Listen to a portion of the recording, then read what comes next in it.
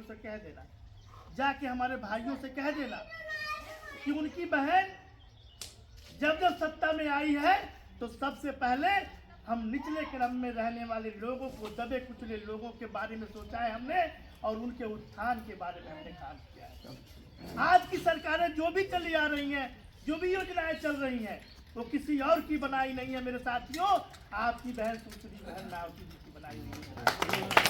ये लोग नकल करते हैं और आपने देखा होगा जब जब सरकारें रहती हैं तो हमारी माताओं और बहनों के साथ अत्याचार अन्याय नहीं है। यही कोतवाल, यही थानेदार, यही डीएम, एएसडीएम कांपते हैं।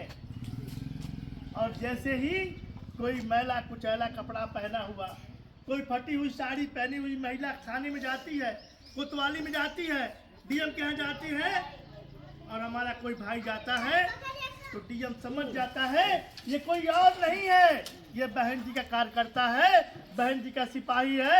अगर मैं इसका काम नहीं करूंगा तो मेरा आज के बाद क्या हश्र होगा, यह सोच के कांप जाता है और आपका काम करने का काम करता है। मेरे साथियों, वो बहन जी की सरकार है, वो आपकी बहन जो कहती है कि मैंने आज तक अपने परिवार नहीं बसाया, अपने कलाइयों में चूड़ी नहीं पहनी, अपनी मांग में सिंदूर नहीं बसाया लगाया, केवल इसलिए क्योंकि पूरा भारतवर्ष जो इस मार का मारा हुआ है, जो हमारे महापुरुषों ने हमें रास्ता दिखाया, ये अपने लोगों की लड़ाई लड़के उनको अधिकार दिलाना है, तो मैंने सब परिवार को अपना परिवार समझ लिया, सबके दर्द को अपना दर्द समझ लिया। और मैंने इसलिए शादी नहीं किया कि जिन लोगों ने शादी किया है, जिन लोगों ने परिवार बसाया है, उनके बच्चों की रहनुमाई कर सकूं, उनके सुहाग की रखवाली कर सकूं और उनकी खुशियों की बारिश कर सकूं। इसलिए मैंने कभी इस बारे में सोचा नहीं। यही मेरा परिवार है, यही मेरा सब कुछ है और इन्हीं लोगों ने हमें 4-4 बार मुख्यमंत्री बनाया है। मुझे पूरा विश्वास है 2027 में हमारी माताएं और बहनें और ये भाई एक बार फिर इकट्ठा होंगे और बहनों को 5वीं बार मुख्यमंत्री बनाएंगे। इतना जरूर कहना चाहता कि बहुत बहुरूपिया आएंगे, बाबा साहब की बात करेंगे, बाबा साहब के नाम पर आपका वोट काटने का काम करेंगे। लेकिन बाबा साहब की एक बात मैं आपको याद दिलाता हूँ। मैं आते ही बाबा साहब की स्टैचू देखा, उनकी मूर्ति देखी, मुझे बहुत गर्व हुआ आप सभी पर कि आपने अपने दिल में किस तरह से बताया है उनको। लेकिन मैं इतना जरूर आपको याद दिलाना चाहता हूँ, आप सब बहुत भुलक्कड़ हैं, भूल जाते हैं। 2024 में ऐसा भूल किया था, कुछ चालाक चतुर लोगों ने, अभी यहाँ बैठे बता रहे थे कि पढ़े लिखे लोगों ने गलतियाँ किया और जिसकी वजह से हम लोगों को थोड़ा सा पीड़ा सहना पड़ा।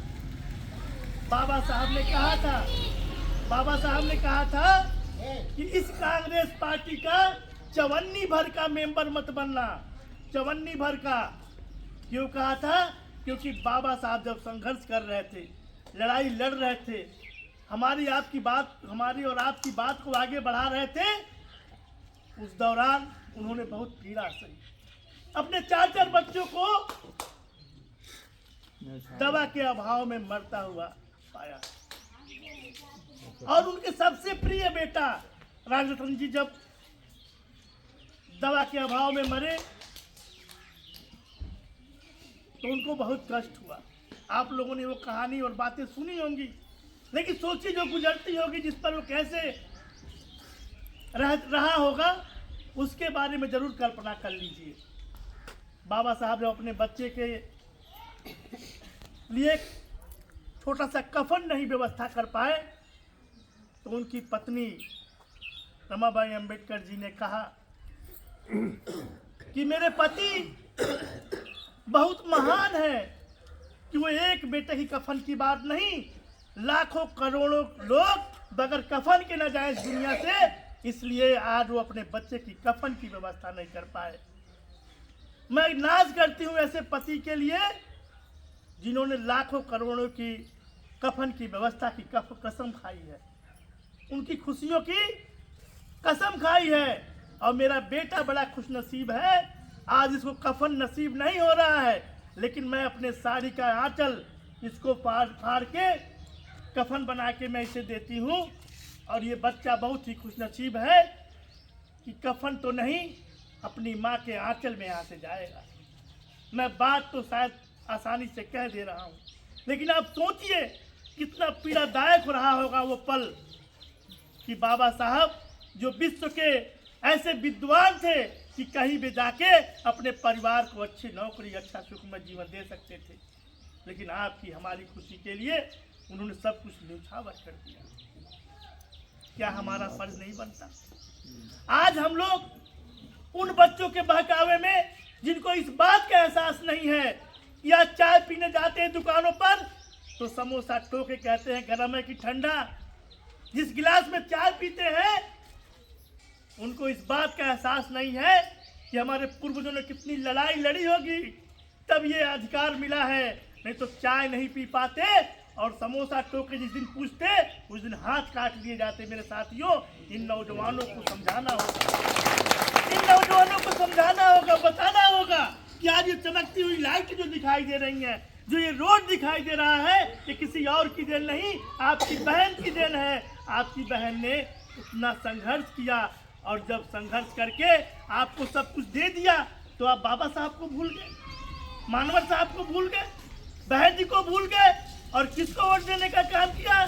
गठबंधन को, संविधान के नाम पर। संविधान के नाम पर इसलिए कि जिन लोगों ने 1995 में 93 में कितना प्रताड़ना किया था बहन जी के साथ, 2002 की घटना आप भूल गए, 2002 की घटना भूल गए जब बहन जी के साथ जो व्यवहार किया था इन लोगों ने, सपा के लोगों ने, आप उसको भूल गए। कांग्रेस की वो बात भूल गए जिसको बाबा साहब ने कहा था कि चवन्नी भर का मेंबर मत बनिएगा। ये लोग हमें अपमानित करने वाले लोग हैं और हमारे कुछ चालाक लोग, पढ़े लिखे लोग, इन लोगों को सम्मान देने का काम किए। मेरे साथियों, आपको भूलना नहीं चाहिए, आपको वो बात याद रखनी चाहिए। जहाँ पे आपका अपमान हुआ है वो अपमान हमेशा करते आएंगे। वो तो स्वार्थी लोग हैं, स्वार्थ बस आपसे वोट लेने आएंगे। और बाबा साहब ने कहा था, हमेशा मानवर साहब ने समझाया कि जो एक वोट देने का अधिकार बाबा साहब ने दिया है ये बहुत बहुमूल्य है।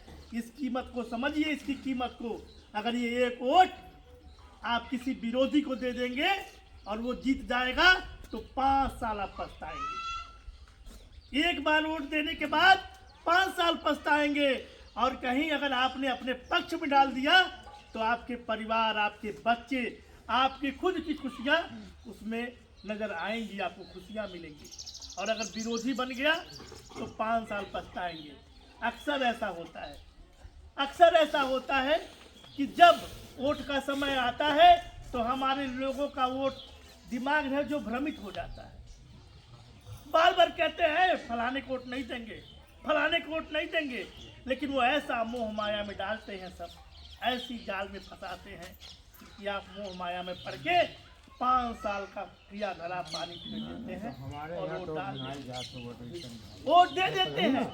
इसलिए मुझे आप पर विश्वास है, मुझे पता है कि यहाँ के लोग नहीं देते हैं, लेकिन जो लोग दिए होंगे, अगर कहीं त्रुटि हो गई होगी, मुझे पूरा विश्वास है कि वो लोग भी समझ गए होंगे। इस बार पूरा समाज बहन जी को याद कर रहा है, पूरा समाज बहन जी को याद कर रहा है। चाहे वो किसी भी समाज के लोग हों, वो यही कह रहे हैं कि अगर शासन कोई करना जानता है तो सुश्री बहन मायावती भी करना जानती है और किसी के अंदर शासन करने की कुवत नहीं है। मेरे साथियों, आपको एक अच्छा मौका मिला है, सब लोग इकट्ठा हो रहे हैं, अपने नात, रिश्तेदार, हित मित्र और गांव में जो भाईचारा है, छोटी मोटी बातों को भुलाकर, नाली नापदान के झगड़े को भुलाकर, छोटे मोटे झगड़े को भुलाकर आपको एक ही काम करना है, हाथी वाला बटन 2027 में दबाना है। और एक और संदेश, 2026 में अगर चुनाव होता है तो आपको अपना प्रधान भी बनाना है, अपना बीडीसी भी बनाना है, अपना जिला पंचायत भी बनाना है। अगर आपने ये काम कर लिया तो जो विरोधी ना आपके गांव में वोट मांगने आते हैं वो वहीं देखकर भाग जाएंगे गेट के बाहर ही।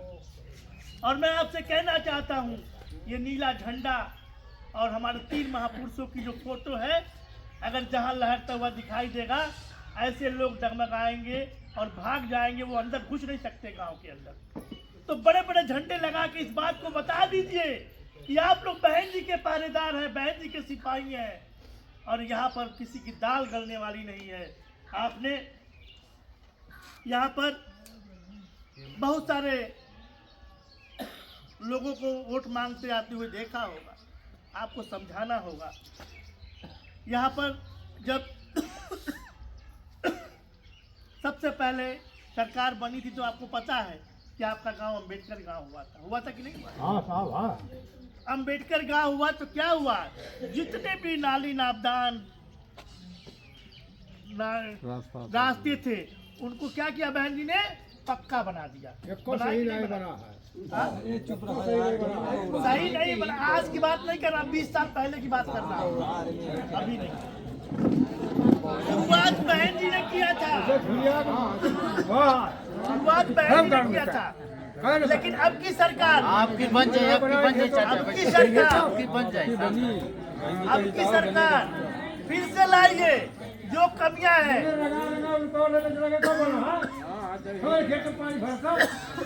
अच्छा भाई जाओ,